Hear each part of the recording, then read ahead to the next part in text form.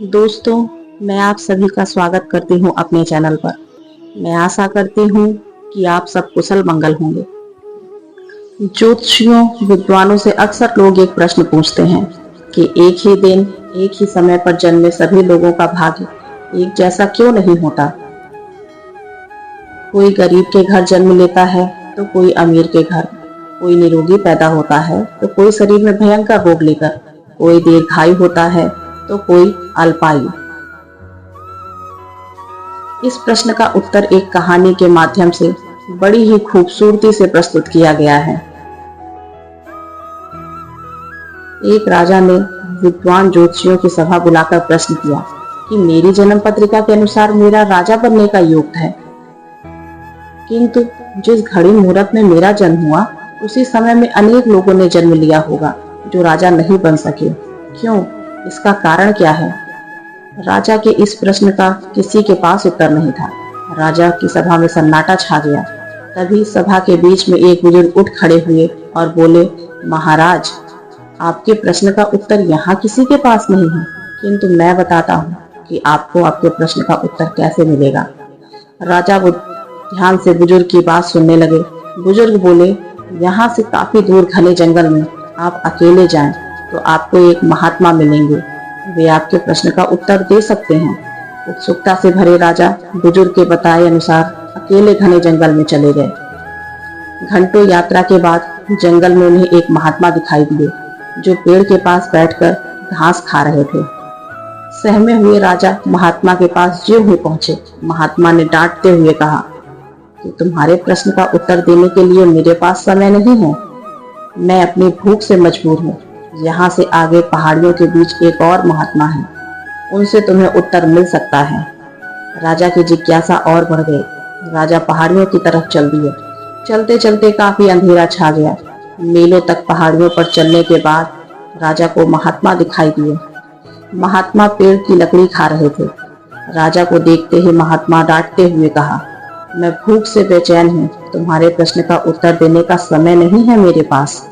आगे जाओ, पहाड़ियों के उस पार आदिवासियों के यहाँ एक बालक जन्म लेने वाला है जो थोड़ी देर तक ही जीवित रहेगा।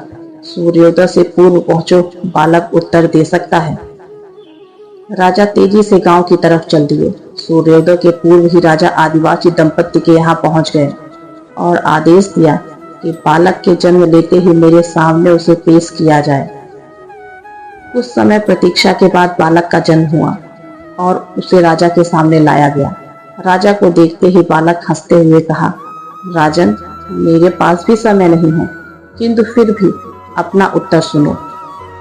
तुम, मैं और वो दोनों महात्मा जिनसे तुम मिलकर आए हो, हम 7 जन्म पहले भाई थे। शिकार खेलते खेलते हम जंगल में भटक गए थे। 3 दिन तक भूखे प्यासे भटकने के बाद हमें अचानक जंगल में आटे की एक पोटली मिली।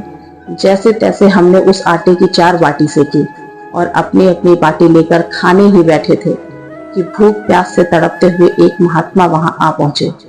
घास खाने वाले भाई से उन्होंने कहा, बेटा, 10 दिन से भूखा हूँ, अपनी बाटी में से मुझे भी कुछ दे दो जिससे मेरा जीवन बन सके। सुनते ही भैया ने गुस्से में कहा, तुम्हें दे दूंगा तो मैं क्या खाऊंगा, चलो भागो यहाँ से। इसके बाद महात्मा ने लकड़ी खाने वाले भाई से बाटी मांगी तो उन्होंने भी महात्मा को यह डांटते हुए कहा कि तुम्हें अपनी बाटी दे दूंगा तो मैं क्या खाऊंगा। भूख से लाचार महात्मा मेरे पास आए, बाटी के लिए याचना की, किंतु मैंने भी उन्हें भगा दिया और कहा कि तुम्हें अपनी बाटी दे दूंगा तो मैं भूखा मरूंगा।